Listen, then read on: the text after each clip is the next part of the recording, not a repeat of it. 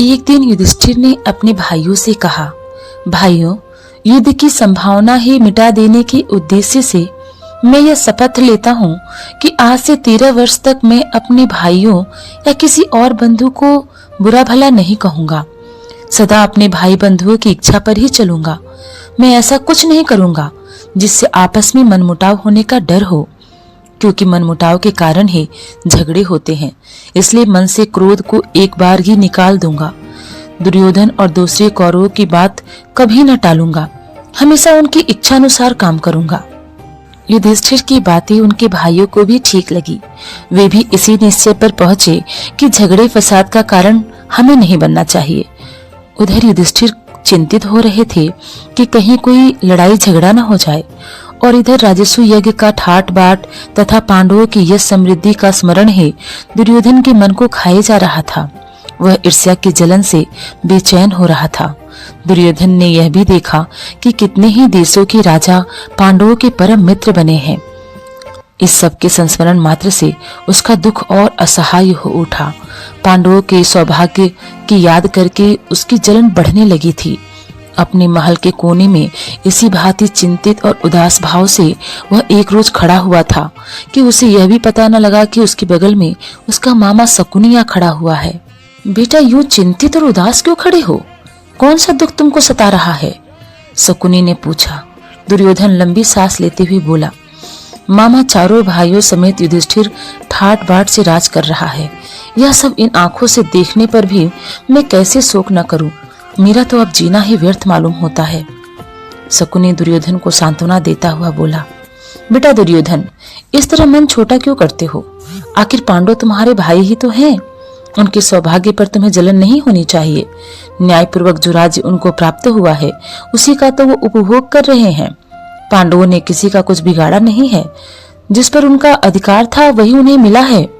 अपनी शक्ति से प्रयत्न करके यदि उन्होंने अपना राज्य तथा सत्ता बढ़ा ली है तो तुम जी छोटा क्यों करते हो?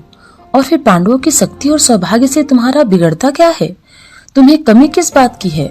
द्रोणाचार्य, अश्वत्थामा तथा कर्ण जैसे महावीर तुम्हारे पक्ष में हैं। यही नहीं बल्कि मैं, भीष्म, कृपाचार्य, जयद्रथ, सोमदत्त सब तुम्हारे साथ हैं। इन साथियों की सहायता से तुम सारे संसार पर विजय पा सकते हो। फिर दुख क्यों करते हो? यह सुनकर दुर्योधन बोला, जब ऐसी बात है तो मामा जी, हम इंद्रप्रस्थ पर चढ़ाई क्यों नहीं कर दें? शकुनी ने कहा, युद्ध की तो बात ही न करो, वह खतरनाक काम है। तुम पांडवों पर विजय पाना चाहते हो तो युद्ध के बजाय चतुराई से काम लो। मैं तुमको ऐसा उपाय बता सकता हूँ जिससे बगैर लड़ाई के ही युधिष्ठिर पर सहज ही विजय पाई जा सकती है। दुर्योधन की आंखें आशा से चमक उठी। बड़ी उत्सुकता के साथ पूछा, मामा जी, आप ऐसा उपाय जानते हैं? शकुनी ने कहा, दुर्योधन, युधिष्ठिर को चौसर के खेल का बड़ा शौक है और उसे खेलना नहीं आता। हम उसे खेलने के लिए न्योता दें तो युधिष्ठिर अवश्य मान जाएगा। तुम तो जानते ही हो कि मैं मजा हुआ खिलाड़ी हूँ। तुम्हारी ओर से मैं खेलूंगा और युधिष्ठिर को हराकर उसका सारा राज्य और ऐश्वर्य बिना युद्ध के आसानी से छीनकर तुम्हारे हवाले कर दूंगा। इसके बाद दुर्योधन और शकुनी युधिष्ठिर के पास गए।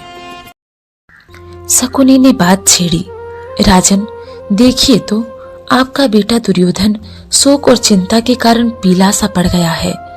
अंधे और बूढ़े धृतराष्ट्र को अपने बेटे पर अपार स्नेह था। शकुनी की बातों से वह सचमुच बड़े चिंतित हो गए। अपने बेटे को उन्होंने छाती से लगा लिया और बोले, बेटा, मुझे तो कुछ समझ में ही नहीं आता कि तुम्हें किस बात का दुख हो सकता है। तुम्हारे पास ऐश्वर्य की कमी नहीं है। सारा संसार तुम्हारी आज्ञा पर चल रहा है। फिर तुम्हें चिंता काहे की? लेकिन शकुनी ने धृतराष्ट्र को सलाह दी कि चौसर के खेल के लिए पांडवों को बुलाया जाए। दोनों के इस प्रकार आग्रह करने पर भी धृतराष्ट्र ने तुरंत हाँ नहीं की। वह बोले, मुझे यह उपाय ठीक नहीं जच रहा है। मैं विदुर से भी तो सलाह कर लूं। वह बड़ा समझदार है। मैं हमेशा से उसका कहा मानता आया हूँ। उससे सलाह कर लेने के बाद ही कुछ तय करना ठीक रहेगा। पर दुर्योधन को विदुर से सलाह करने की बात पसंद नहीं आई। धृतराष्ट्र बोले, जुए का खेल बैर विरोध की जड़ होता है। इसलिए बेटा, मेरी तो यह राय है कि तुम्हारा यह विचार ठीक नहीं है। इसे छोड़ दो। दुर्योधन अपने हट पर दृढ़ रहता हुआ बोला, चौसर का खेल कोई हमने तो इजाद किया नहीं है, यह तो हमारे पूर्वजों का ही चलाया हुआ है। दुर्योधन के इस तरह आग्रह करने पर धृतराष्ट्र ने घुटने टेक दिए। बेटे का आग्रह मानकर धृतराष्ट्र ने चौसर खेलने के लिए अनुमति दे दी और सभा मंडप बनाने की आज्ञा भी दे दी। परंतु विदुर से भी उन्होंने इस विषय में गुपचुप सलाह की। विदुर बोले, राजन, सारे वंश का इससे नाश हो जाएगा। इसके कारण हमारे कुल के लोगों में आपसी मनमुटाव और झगड़े फसाद होंगे। इसकी भारी विपदा हम पर आएगी। धृतराष्ट्र ने कहा, भाई विदुर, मुझे खेल का भय नहीं है, लेकिन हम क्या कर सकते हैं। सो तुम ही युधिष्ठिर के पास जाओ और उसे मेरी तरफ से खेल के लिए न्योता देकर बुला लाओ। अपने बेटे पर उनका असीम स्नेह उनकी कमजोरी थी और यही कारण था कि उन्होंने बेटे की बात मान ली।